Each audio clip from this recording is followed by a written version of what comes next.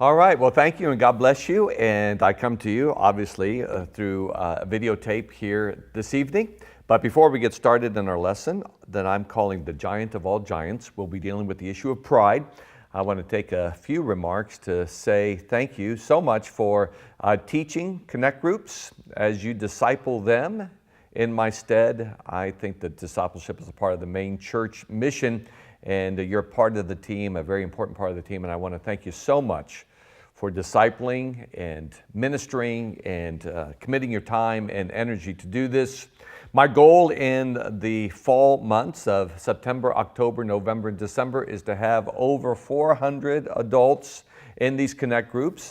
And I think we ended, or the height of the attendance in the summer months was 366, which happened last month, not this month, but last month. And so we're on our way to 400, and I appreciate you inviting and compelling people to join your Connect group. I think circles are better than rows, and as we connect with people in circles, having relationships outside of church, I think it just makes our church much stronger. And you're so much a part of the discipleship arm and ministry of this church. One of my favorite meetings anymore is this Wednesday night when I meet with you and teach you this lesson, knowing that you're going to be faithful and teach others also. That's what Timothy said, right? In the book of Timothy, Paul said to Timothy, "Commit thou to faithful men who will be able to teach others also." So that's the whole purpose of Connect Group. And please also remember the vision of Connect Groups is threefold: to connect them to God, to connect them to Cornerstone Church, and to connect them to one another. So we want to keep the vision before us.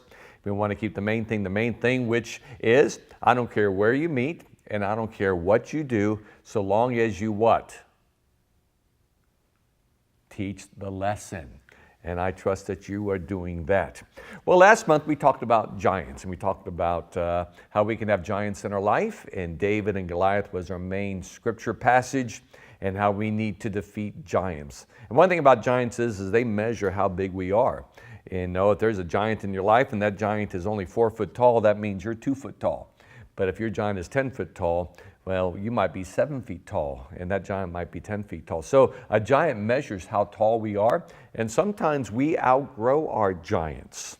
What used to be huge because of our spiritual growth, we have outgrown our giants, and we're now bigger than our giants, and it doesn't even intimidate us anymore. And so Connect groups help people grow, and I trust outgrow their giants. But I want to talk today about the giant of all giants. You know, there's fear, there's lust, there's insecurities, there's all kinds of giants out there that we face. But I'd like to talk about the giant of all giants, which I think is pride. And let me have give you a few remarks on pride, all right? Pride is the giant of all giants. Humility is not trying to be humble. It's not trying to be little. Humility is seeing God as He is. Pride is seeing ourselves as we're not. That's a very important point, right? So if you're humble, you see God as He is. Well, how is God? Well, God is great. God is big. God is awesome. God can do all things. God is holy. God is true. God is righteous. God is love.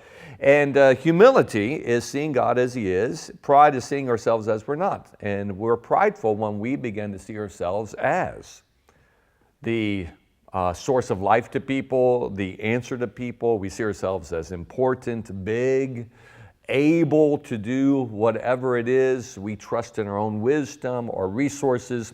You know, those are things that belong to God. And, so humility is seeing God as He is. Pride is seeing ourselves as we're not. When you look up and see God as He is, that's the place where you get resized to your proper shape and dimension. And so how do you humble yourself? Well, a lot of times by simply getting in the Word and getting on the posture and on your knees in prayer, and you're looking up to God, and the Bible reveals God to you as He truly is, and that's where you get resized. You know, it's all about God. I love it when I read the book of Psalms, when the psalmist said, "When I consider the sun, moon, and stars and the work of your hands, I say, what is man that thou art mindful of him?" So seeing God in His awesomeness, His greatness, His bigness, His purity, His holiness, it resizes us. We're not the center of the universe, right? He is. And that's humility when we start getting resized. Humility is not thinking less of yourself. So it's not like you look in the mirror and say, I'm a loser, I can't do it, there's nothing good in me. It's not thinking less of yourself. Humility is thinking of yourself less. It's getting your thoughts off yourself. Humility is being filled with thoughts of God, not of self. That's why it makes serving so important in church, is because you're actually doing something for somebody else. It's not all about you. So we're not asking you to teach people just to be a downer and to think bad thoughts and low thoughts about themselves as a way to humble themselves, but rather to think great thoughts about God. That's a big difference, isn't it? And to think more of others, like the book of Philippians talks about considering others better than yourselves, looking on the interest of others, looking on the things of the Lord. And so it's looking away from yourself, it's looking to God, it's looking to others. That is humility. Let me give you some Bible thoughts on pride. Pride is the condemnation of the devil that 1 Timothy chapter 3, verse 6 talks about. It says, not a novice, lest being puffed up with pride, he fall into the same condemnation as the devil. Well, that condemnation that the devil fell into was the sin of pride. The book of Isaiah and the book of Ezekiel talks about the devil, Lucifer, the fallen angel, the great I wills. I will be like the Most High God. I will ascend to his position. And he fell, and the Bible says, don't fall into that same condemnation or pride, all right? Pride is the root of all sin, I believe. Proverbs 16, verse 18 says, pride goes before destruction and a haughty spirit before a fall. And so right before a fall, you have that pride or that haughty spirit. And so I believe that pride is the root of all sin. Pride is in every heart of every soul from every nation. Everybody, from the moment they're born, is stained with pride. It's just rooted in there. It says in Psalm 51, verse 5, I was brought forth in iniquity, and in sin my mother conceived me. This is talking about what a Catholic might call original sin, what we as Protestants, we call being born a sinner. You know, we are born that way in sin. We're sinners. We will sin. And pride is just rooted in us, and we're stained by it. We can't help but be prideful until we meet Jesus Christ, and then we are humbled in his presence. And so I believe that pride is in every heart of every single soul from every single nation. And you can add this, from all time, all right? From the beginning till now. The answer to pride is to humble yourself before the Lord. The Bible says in James chapter 4, verse 10, humble yourselves in the sight of the Lord, and he will lift you up. And so we already talked about one of the ways that you humble yourself is to look to God. Look away from yourself, look to God, be filled with God. That's how you humble yourself. But let me give you, let's see, I got 5, 6, 7, 8, 9. 9 things that you can teach on tonight to help your people understand how to humble themselves. This is not an exhaustive list, but if you can do these 9 things every single day, then chances are you're obeying the scriptural admonition to humble yourself. Number 1, how do you humble yourself before God? Routinely confess your sin to God. So you routinely confess your sin to God. And I have scripture verses down on each one of these, all right? So you can look in your notes, you can turn to these in your study group, but routinely confess your sin to God. I tell you what, that takes great humility. It's the Pharisee that says, I thank God I'm not like that person. But it was the publican that said, God, be merciful to me, a sinner. And so routinely confessing your sin to God. Jesus said, unless you let me wash your feet, you have no part with me. And you know what? We are cleansed by the blood of Jesus. We are robed in his righteousness. It's an eternal righteousness. We are accepted before God. That's our standing. But our walk is that we need to be daily cleansed. And if you can't think of any sins, then my friends, you need to look in the Bible, because the Bible will reveal to you what manner of person you are. It's like a mirror. The book of James says the Bible is a mirror. So you look in the Word, it's like a mirror revealing what type of person you are, and you will see all kinds of cracks, flaws, and dark places in your life as you look in the Word of God, and you just confess those to God. And that's one of the ways that you humble yourself, all right? You confess them to God. Remember, sin is just not an action. It's also a thought, an attitude, and a motive. And so it gets rooted into the fabric of who we are. Number 2, take wrong patiently. That's another way that you humble yourself before the Lord. to take wrong patiently. Jesus is the great example because he was wronged. He was denied. He was forsaken. He was betrayed. He was mocked. He was beaten, crucified. And the Bible says that he was patient. In your patience, possess your souls. A prideful person is always after vengeance, always after vindication, always after defending self. But a humble person learns to take wrong patiently. Number 3, actively submit to authority, the good and the bad. And so the absolute good authority is the Lord, his authority. And we are confronted with God's authority in the word of the Lord and the Spirit of God. So the Spirit of God tells you or prompts you to do something, that's the authority of God. Submit to that. Or the Word of God commands you, right? And so we obey the Word of God, that's actively submitting to good authority, but also you actively submit to bad authority. And what is bad authority? Well, there's levels of bad authority, but all earthly authority in one sense or another is bad authority because it's flawed authority. Policemen don't always do the right thing. The teacher isn't always fair. The pastor isn't always the best example. Parents obviously make mistakes. Husbands many times get angry or whatever. And so every earthly authority in one sense or another is flawed or bad authority. And of course then there's real evil authority. And many times learning to humble yourself is submitting to good and bad authority. All right? Number 4. Receive correction. Proverbs chapter 10, verse 17 talks about receiving correction. As a child, you receive correction from parents, as a student, from teachers, in church, from pastors. The whole idea of receiving correction, it's not easy. Sometimes peer relationships bring correction to you, and the prideful person, they get very defensive, and you humble yourself when you hear that correction and respond to it. Number 5, accept a lowly place. Accept a lowly place. Jesus talks about that. Sit in the lowest seat. Don't be like a Pharisee that sits himself in the chief seat, but sit in the low seat. So you sit yourself in a lowly place. Anytime you're serving in church, that's sitting yourself in a lowly place. Jesus talks about this. The psalmist talks about it. I'd rather be a doorkeeper in the house of God than dwell in the tents of wickedness. Jesus talks about how the first will be last, but the last, those that are lowliest, will be first. So you accept a lowly place. Number 6, choose to serve others. That's another way that we humble ourselves. Just become a servant.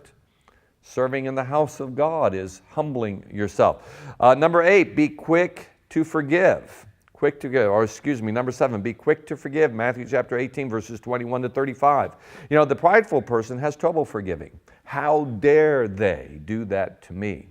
And it takes great humility to forgive somebody, right? But the standard of forgiveness is this. It says, God, through Christ, hath forgiven you.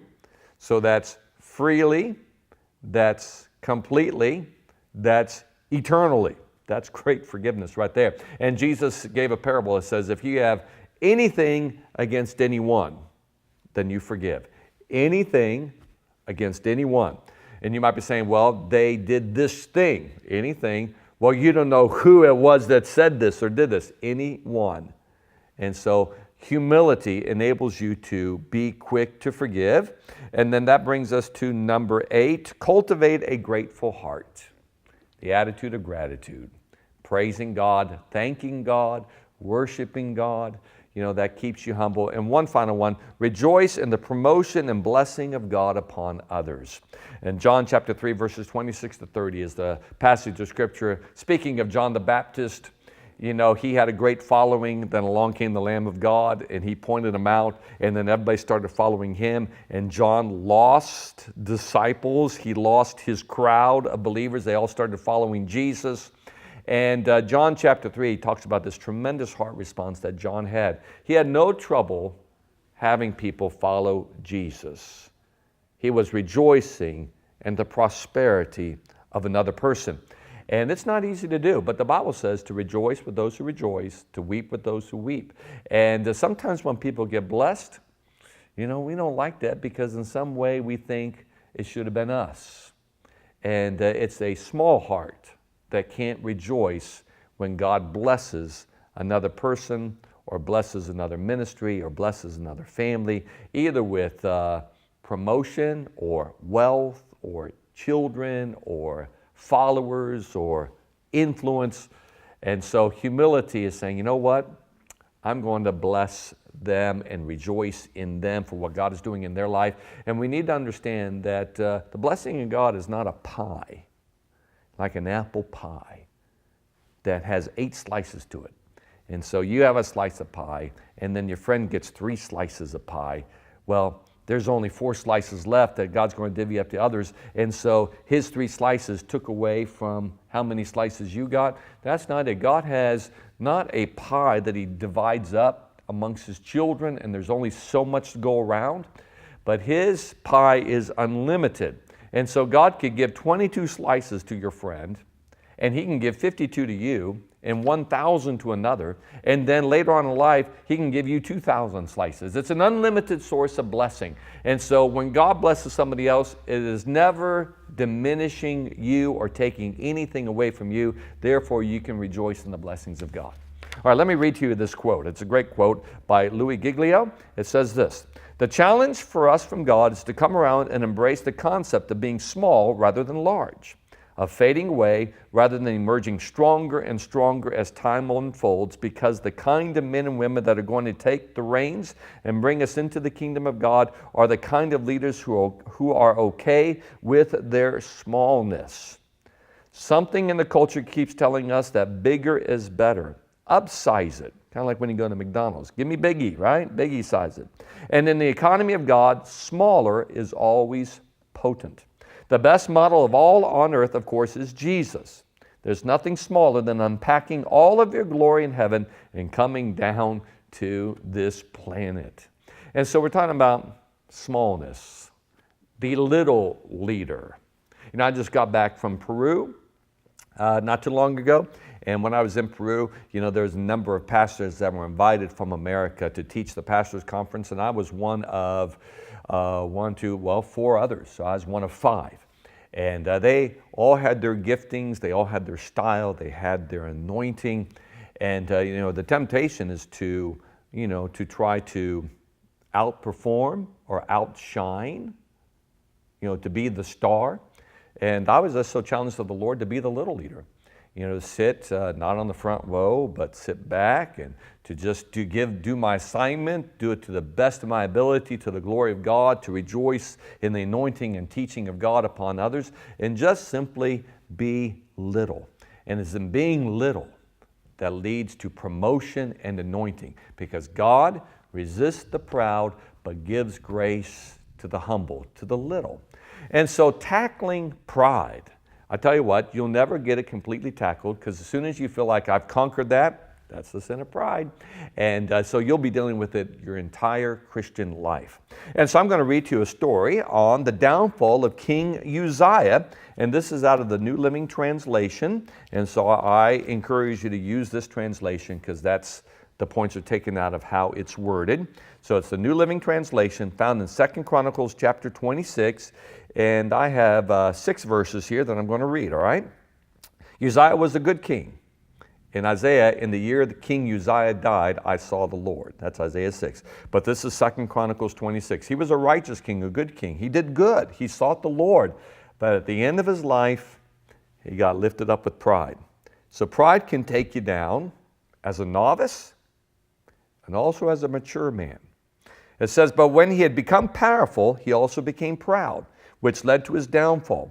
He sinned against the Lord his God by entering the sanctuary of the Lord's temple and personally burning incense on the incense altar." So he's taking the role of a priest, even though he's a king.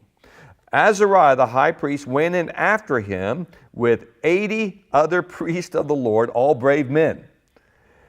And the scripture says they confronted King Uzziah and said, 'It is not for you, King Uzziah, to burn incense to the Lord. That is the work of the priests alone, the descendants of Aaron who are set apart for this work. Get out of the sanctuary, for you have sinned. The Lord God will not honor you for this.'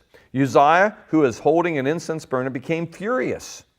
But as he was standing there raging at the priests before the incense altar in the Lord's temple, leprosy suddenly broke out on his forehead. When Azariah the high priest and all the other priests saw the leprosy, they rushed him out. And the king himself was eager to get out because the Lord had struck him. So King Uzziah had leprosy until the day he died. He lived in isolation in a separate house, for he was excluded from the temple of the Lord. His son Jotham was put in charge of the royal palace, and he governed the people of the land. So that's a very sad story, how a righteous, good king fell towards the end of his lifetime. Well, there's some characteristics and some consequences that happen when you enter into this type of pride that I'd like you to teach on and take them through this passage, all right? Number one is pride leads to presumption. What is presumption? It's putting yourself forward where you don't belong. And what King Uzziah did was he, as a king, started taking on the ministry or the service of the priest. He went into the holy place where the altar of incense was, and he started performing the duties of a priest. The Bible says he sinned against the Lord by entering the sanctuary of the Lord's temple. And so pride leads to the sin of presumption. In other words, you think you can do this. You think that no matter what the boundaries might be, this is something that God has for you, even though He's never called you to this. In the sin of Korah and Korah's rebellion there in the Old Testament in the wilderness with Moses, they were Levites, and they had the care of the sanctuary to carry the sanctuary furnishings, to pack it up and to unpack it. And of course, Moses and Aaron were called to be the leader, Moses, and to be the high priest, Aaron. And God had not given that to Korah and his descendants. They were Levites. And they got lifted up with pride, and they said that Moses took too much upon himself. They wanted the authority that Moses had. And God spoke to them through Moses, and He said, you know what? I've given you a great place. And it's a tremendous privilege for you to do what you're called to do. You're Levites. You minister in the sanctuary, furnishings and carrying it and different things such as this. And basically, you should be thankful and don't try to be something you're not called to be. And so that's presumption, and pride puts yourself forward, and what we all need to learn to humble ourselves. Number two, pride leads to resistance of correction. They confronted King Uzziah there in verse 18. Matter of fact, it was such a big, huge thing. Uzziah is such a big, strong, powerful king, that the high priest took 80 other priests in there with him. I mean, that's a lot of priests trying to get him out of that holy place. And you know what? He just got angry with them. He wasn't responding to it. Listen what it says in Psalm 141 verse 5. This is the New Living Translation. It says, "Let those who are right with God punish me and speak strong words to me in kindness. It is oil upon my head. Do not let my head turn away from it. Yet my prayer is always against the sinful works of those who sin." Isn't that a great passage of Scripture? He talks about, let those who are right with God punish me and speak strong words to me. Don't let me turn away from it. That's a psalm that's talking about receiving correction. But if you're proud, you resist correction. Who are you to correct me? How dare you think that I actually am wrong? You think so highly of yourself that you're just not open to correction. Number three, pride leads to sinful anger. The Bible says Uzziah was holding an incense burner and he became furious. Righteous anger is anger against sin and injustice. But the Bible says in James chapter 1 verse 20, the wrath of man does not produce the righteousness of God. And so we know that there is a way to be angry and sin not, that there is a righteous anger that we can have, and it's usually against sin. It's getting angry at the things that God gets angry at. But you know what? So much of our anger is because people aren't listening to us. It's because people aren't respecting us. It's because somebody is treating us wrong. It's because somebody's not giving us promotion. In other words, our anger so many times is rooted in self, what we want, and when we're proud, we want a lot. And so a prideful man is an angry man. Listen to this. If your anger results in restoring people into a loving relationship with Jesus, more often than not, that is a righteous anger. But the Bible talks in Proverbs about an angry man and a furious man don't even go near him, and anger rests in the bosom of a fool, and don't let your anger go down don't let the sun go down on your anger, and the wrath of man does not work the righteousness of God. So the Bible has a lot to say about anger, and most of the time when we get angry, it's not a Spirit of God produced anger, but rather an emotion of our flesh that leads to hurting others and sinning before God. And so pride leads to presumption, the resistance of correction, to sinful anger, and pride leads to spiritual sickness and isolation.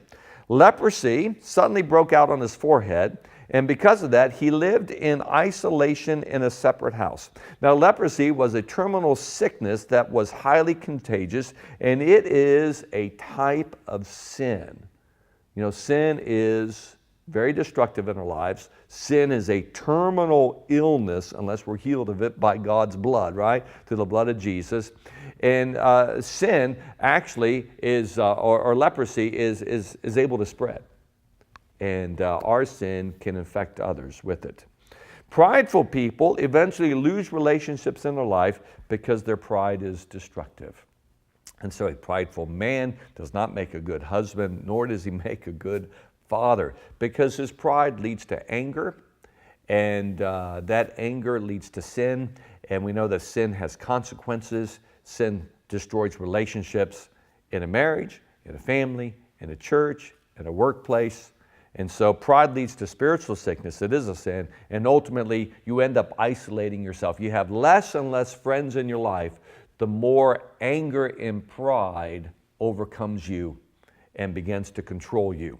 And number 5, pride leads to a loss of ministry and influence. His son Jotham was put in charge of the royal palace. Pride leads to a loss of ministry and influence. The ultimate example of this is the fall from heaven of Lucifer. You know, he was the anointed cherub. He was built with tabrets and pipes. And so music and worship. The anointed cherub was a high-ranking angel.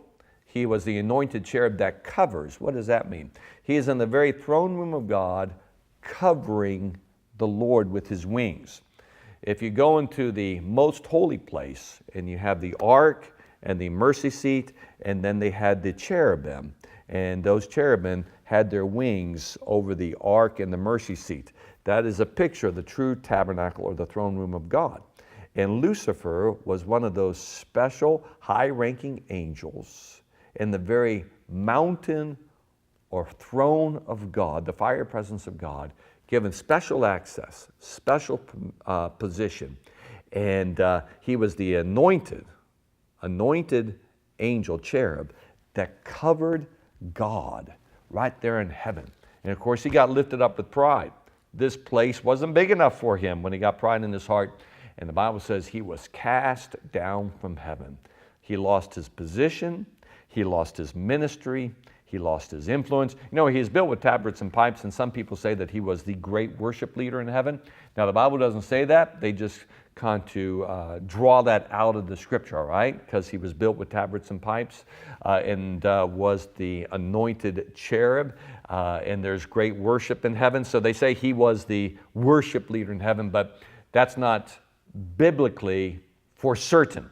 But I think you can make a great case that he was in an exalted position, a privileged position, and his pride caused him to lose his ministry and to lose his influence. He was cast down from heaven. So this story here in 2 Chronicles chapter 27 on King Uzziah is a wonderful story illustrating the danger of pride and the consequences it can bring into our lives. And so I gave you just so much here for our next Connect group on pride. And I want you to teach this lesson. And obviously you might not be able to get through all of it, but I want you to cover it as best you can. There's a lot there that you can take a look at and bring about discussion. And I thought a great way to close maybe your Connect group, because we want to teach them to humble themselves. And one of the ways you humble yourself is you pray for each other. You know, rather than asking for prayer because it's all about you. It's my need, so please pray for me. You know, you encourage them to pray for somebody else. And so they have to look away from their own problem and what's happening in their life and actually be concerned about another person. That's humility. And so maybe you can close your Connect group by saying, hey, let's pray one with another here tonight.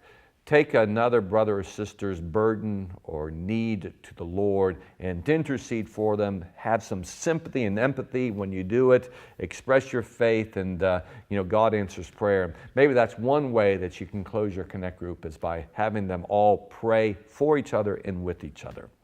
All right? All right. Well, that's my lesson for you. I hope it was just helpful to you. I hope it spoke to you. Hope I made it clear enough for you so that you can teach it. And once again, thank you so much for the hard work, labor, and ministry that you do as Connect Group leaders. God is not unrighteous to forget your work in labor and love. I appreciate you so much. You're doing an awesome job. Keep up the good work. Keep recruiting people into your Connect Group. And let's believe God to touch as many lives as we possibly can here at Cornerstone Church as we disciple them in the word of the Lord. God bless you.